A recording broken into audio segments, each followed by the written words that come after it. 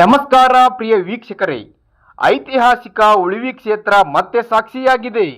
ಒಂದು ಮಹಾನ್ ಸಂಕಲ್ಪಕ್ಕೆ ಪಂಚಮಸಾಲಿ ಸಮುದಾಯದ ನ್ಯಾಯಯುತ ಬೇಡಿಕೆಯಾದ 2A ಮೀಸಲಾತಿಗಾಗಿ ಧರ್ಮಕ್ಷೇತ್ರ ಉಳಿವಿಯಲ್ಲಿ ಜರುಗಿದ ಕಿತ್ತೂರು ರಾಣಿ ಚೆನ್ನಮ್ಮನ ಮನೆದೇವರಾದ ಚನ್ನಬಸವೇಶ್ವರನ ಸನ್ನಿಧಿಯಲ್ಲಿ ಪಂಚಮಸಾಲಿ ಸೇರಿದಂತೆ ಲಿಂಗಾಯತ್ ಉಪ ಸಮಾಜಗಳಿಗೆ OBC ಮೀಸಲಾತಿ ಸಿಗಲೇಬೇಕು ಎಂಬ ದೃಢ ನಿರ್ಧಾರದೊಂದಿಗೆ ಈ ಸಂಕಲ್ಪ ಸಭೆಯನ್ನು ಹಮ್ಮಿಕೊಳ್ಳಲಾಗಿತ್ತು. ಮಕ್ಕಳ ಶಿಕ್ಷಣ ಮತ್ತು ಉದ್ಯೋಗದಲ್ಲಿ ಸಮುದಾಯಕ್ಕೆ ಸಿಗಬೇಕಾದ ನ್ಯಾಯಕ್ಕಾಗಿ ನಡೆಸಿದ ಈ ಹೋರಾಟದ ಕಿಚ್ಚು ಉಳುವಿಯಲ್ಲಿ ಮತ್ತೊಮ್ಮೆ ಜ್ವಾಲೆಯಾಗಿ ಉರಿಯಿತು. ಬೆಳಗಾವಿ ಹಾಗೂ ಧಾರವಾಡ ಜಿಲ್ಲಾ ಘಟಕಗಳ ಸಹಯೋಗದೊಂದಿಗೆ ರಾಜ್ಯದ ಮೂಲೆ ಮೂಲೆಗಳಿಂದ ಆಗಮಿಸಿದ ಮಹಾಸಭೆಯು ಪದಾಧಿಕಾರಿಗಳು, ಯುವಕರು, ಮಹಿಳೆಯರು ಮತ್ತು ರೈತರು ಒಂದಾಗಿ ಈ ಸಭೆಯನ್ನು ರವಿವಾರದಂದು ಯಶಸ್ವಿಗೊಳಿಸಿದರು.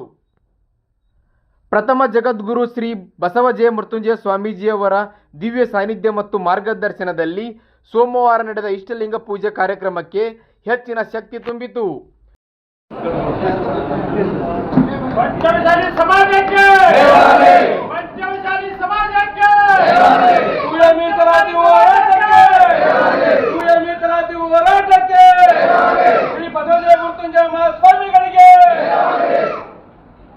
ಮೀಸಲಾತಿಯನ್ನು ವಿರೋಧಿಸುವಂತಹ ಚುನಾಯಿತ ಪ್ರತಿನಿಧಿಗಳಿಗೆ ಯಾರೂ ಬೆಂಬಲವನ್ನು ಕೊಡಬಾರದು ಎನ್ನುವಂಥ ಸಂಕಲ್ಪವನ್ನು ಇವತ್ತು ಮಾಡಿದೆ.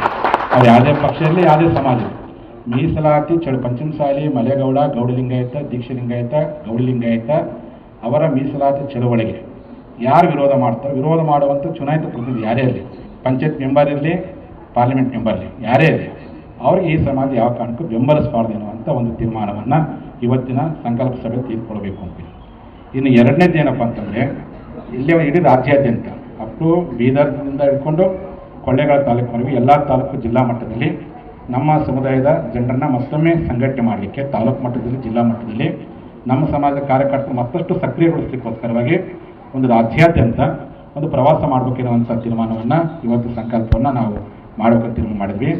ಇನ್ನು ಮೂರನೇ ಸಂಕಲ್ಪ ಅಂತಂದರೆ ಬರುವ ಡಿಸೆಂಬರ್ 15 ತಾರೀಕು ಬೆಳಗಾವಿಯಲ್ಲಿ ಹೋದ ವರ್ಷ ನಾವು ಲಿಂಗಾಯತರ ಮೇಲೆ ದೌರ್ಜನ್ಯ ದಿನ ಮಾಡಿರಲಿಲ್ಲ, ಆ ದಿವಸ ಕನಿಷ್ಠ 1,00,000 ಮಂದಿ ಕೂಡಿಸಿ ಸೂರ್ಯೋದಯದಿಂದ ಸೂರ್ಯಾಸ್ತಮದವರೆಗೆ ರಾಜ್ಯ ಮಟ್ಟ ಉಪವಾಸ ಸತ್ಯಾಗ್ರಹವನ್ನು ಮಾಡಬೇಕು ಮೂಲಕವಾಗಿ ಮೀಸಲಾತಿ ಹಕ್ಕೊತ್ತೆ ಮಾಡಬೇಕು ಅನ್ನುವಂಥ ಸಂಕಲ್ಪವನ್ನು 2026ರ ಉಡುಪಿಯಲ್ಲಿ ನಡೆಯತಕ್ಕಂಥ ಈ ಮೂರನೆಯ ಸಂಕಲ್ಪ ಸಭೆಯಲ್ಲಿ ನಾವು 3 ಸಂಕಲ್ಪವನ್ನು ಇವತ್ತು ಮಾಡ್ತಾ ಇದ್ದೀವಿ ಅಂತ ಮಾತಾಡಲಿಕ್ಕೆ ಇಷ್ಟಪಡ್ತೀವಿ. ಮೊದಲು ಮನೆ ಗೆದ್ದು ಮಾರ್ಗಿದ್ದೀರಿ ಅಂತೀವಿ ನಾವು. ಇದಕ್ಕೆ ಪೂಜಾರಿಗೆ ಒಂದು ನೆಲೆ ಇಲ್ಲಪ್ಪ ಅಂದ್ರೆ, ಅಥವಾ ನಡೆದಂಥ ಘಟನೆ ಎಲ್ಲರ ಮೇಲೆ ನೋವು ಇತ್ತಂದ್ರೆ, ನಮ್ಮ ಸಮಾಜ ಚಂದ ಇದ್ದಾಗ ಅಪ್ಪವ್ರು ಕಟ್ತೀನಿ ಬಂಗಾರದ ಮಠ ಅಂದ್ರು ಅವ್ರು ಏನಂದ್ರೆ ದೊಡ್ಡ ಮಠ ಕಟ್ಟಕ್ಕೆ ಹೋಗ್ಬಿಡ್ರಿ, ನಾ ಭಕ್ತರ ಮನಸ್ಸಿನೊಳಗೆ ಹೃದಯ ಪೀಠ ಕಟ್ಟೀನಿ ಅಂತ ಅವ್ರು ತಮ್ಗೆ ಹೇಳ್ಕೊಂತ ಹೋಗ್ಬಿಡ್ತಾರೆ. ಆದ್ರೆ ನಮ್ಗೆ ದೊಡ್ಡ ಬಂಗಾರದ ಮಠ ಬೇಡ, ಉಣ್ಣಾಕ ತಿನ್ನಾಕ ಉಡಾಕ ಬಂದಾಗ ₹1 ಆದ್ರೂ ಕೂಡ ಕೊಟ್ಟು ಒಂದು ಮಠವನ್ನು ಕಟ್ತೀವಿ ಅಂತ ಹೇಳಿ ನಮ್ಮ ಇಡೀ ರಾಜ್ಯಾದ್ಯಂತ ಜನರ ಪರವಾಗಿ ತಮ್ಮಲ್ಲಿ ಇವತ್ತು ಒಂದು ಸಂಕಲ್ಪವನ್ನು ಇಡ್ತೀನಿ. ಯಾಕಂದ್ರೆ ಅವರ ವಿದ್ಯಾಭ್ಯಾಸಕ್ಕಾಗಿ, ಯಾಕಂದ್ರೆ ನಾವು ಹೆಂಗೆ ಬಂದೇವಂತ ಪಂಚಮಸಾಲಿಯವರು ನಮ್ಮ ಭೂಮಿಯನ್ನೇ ನಮ್ಮ ಹಾಸಿಗೆ ಮಾಡಿಕೊಂಡು ಆಕಾಶವನ್ನೇ ನೋಡ್ತಾ ಬದುಕಿರ್ತಕ್ಕಂಥ ಸಮಾಜ ಈ ಜಗತ್ತಿನಲ್ಲಿ, ದೇಶದಲ್ಲಿ ಅವರಿದ್ರೆ ಅದು ಪಂಚಮಸಾಲಿ ಸಮಾಜ ಅಂತ ಹೇಳಿ ಇಷ್ಟಪಡ್ತೇನೆ. ಅಂತ ಸಮಾಜಕ್ಕೆ ಇವತ್ತು ಅನ್ಯಾಯ ಆಗ್ತಾ ಇದೆ. ಅದಕ್ಕೆ ಆ ಭಗವಂತ ಚನ್ನಬಸವೇಶ್ವರ ನೋಡ್ಕೋತಾನೆ, ಒಂದಿಲ್ಲ ಒಂದಿನ ಮೀಸಲಾತಿ ಸಿಗತಿ ಇದನ್ನು ನಾವು ಮುಂದುವರ್ಸ್ಕೊಂಡು ಹೋಗ್ರಿ ಅಂತ ಹೇಳಿ ಬಹುಶಃ ಜನಾಂದೋಲನ ಆಗಿದೆ. ಇವತ್ತು ಈ ಹೋರಾಟ ಬಹುಶಃ ಯಲಬುರ್ಗಿ ಜಿಲ್ಲಾದಲ್ಲಿ ದಶಕಗಳಿಂದ ಪ್ರಾರಂಭ ಆಗಿತ್ತು. ಇಡೀ ವಿಶ್ವಕ್ಕೆ ಕಲ್ಯಾಣವಾಗಲಿ ಎಂದು ಪ್ರಾರ್ಥಿಸಿ, ವಿಶ್ವದಲ್ಲಿ ಆಗುತ್ತಿರುವಂಥ ಯುದ್ಧ ಎನ್ನುವಂಥ ಕಾರ್ಮೋಡ ತೊಲಗಲಿ, ಶಾಂತಿ ವ್ಯವಸ್ಥೆ ಅಂತೇಳಿ ಪ್ರಾರ್ಥಿಸಿ, ಈ ನಾಡಿಗೆ ಪ್ರಾಣವೇದಿಂದ ಲಿಂಗವೇ ನನ್ನ ಪ್ರಾಣ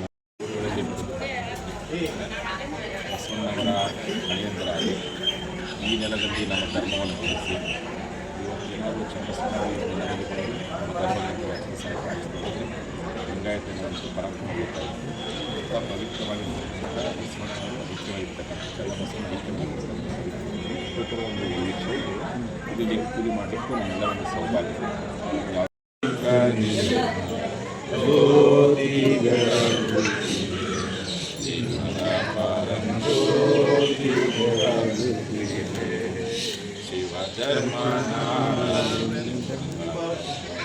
ಸಮಿತಿಯವರಿಗೆ ಜೈ ಬಸವೇಶ, ಭಾರತ ದೇಶ,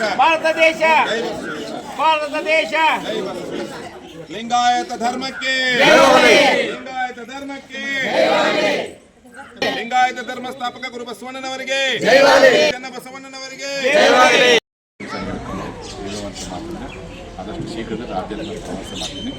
ಡಿಸೆಂಬರ್ 10ನೇ ತಾರೀಕಿಗೆ ನೀವೆಲ್ಲರೂ ಇವತ್ತಿಂದಲೇ ತಯಾರಾಗಿ 1,00,000 ಮಂದಿ ನಾವೆಲ್ಲ ಬೆಳಗಾವಿಯಲ್ಲಿ ಕೂಡಿ ಅವತ್ತೇನು ಲಿಂಗಾಯತರ ಮೇಲಿನ ದೌರ್ಜನ್ಯ ದಿನ ಅಂತ ಹೇಳಿದ್ರೆ ಆ ದಿನದ ಅಂಗವಾಗಿ ರಾಜ್ಯ ಮತ್ತು ಉಪವಾಸವನ್ನು ನಾವೆಲ್ಲರೂ ಕೈಗೊಳ್ಳೋಣ ಅಂತ ಈ ಮೂಲಕ ನಾನು ಕರೆ